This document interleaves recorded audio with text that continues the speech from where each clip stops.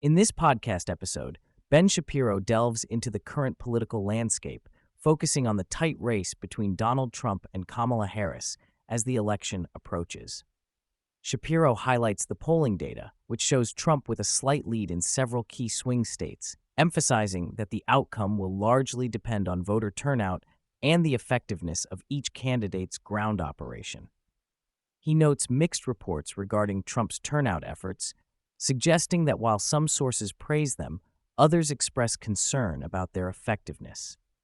Shapiro argues that Trump has successfully shaped the narrative of the campaign, drawing attention to issues that resonate with voters, while Harris struggles to establish her credibility.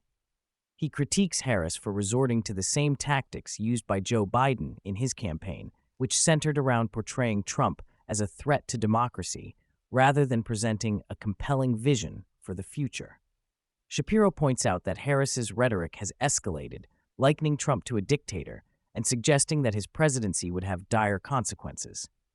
He contrasts Trump's perceived unseriousness with his actual policy achievements, arguing that while Trump may come off as a buffoon, his administration delivered significant results, including economic growth and foreign policy successes.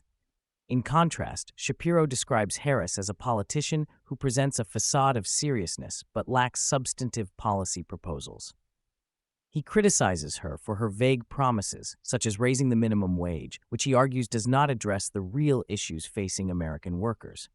Shapiro discusses Harris's recent public appearances, noting her inability to engage effectively with the press and her reliance on aides to manage her interactions. He highlights a recent press conference where Harris struggled to call on reporters, suggesting that her campaign is struggling to connect with voters.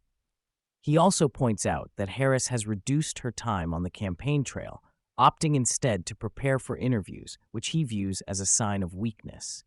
The conversation shifts to the broader implications of Harris's policies, particularly regarding crime and law enforcement.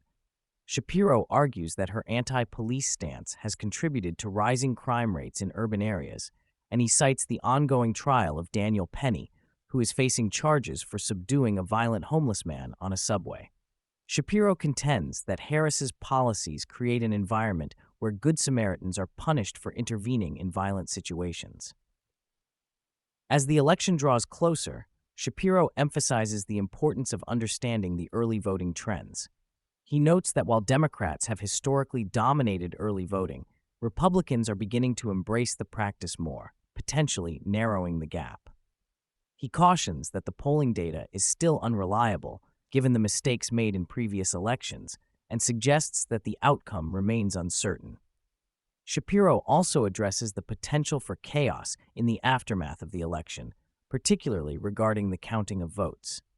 He expresses concern that delays in reporting results could exacerbate tensions and undermine public trust in the electoral process. He points to Michigan's Secretary of State, who has indicated that unofficial results may not be available until days after the election, as an example of the issues that could arise. The podcast further explores the role of the media in shaping public perception of the candidates.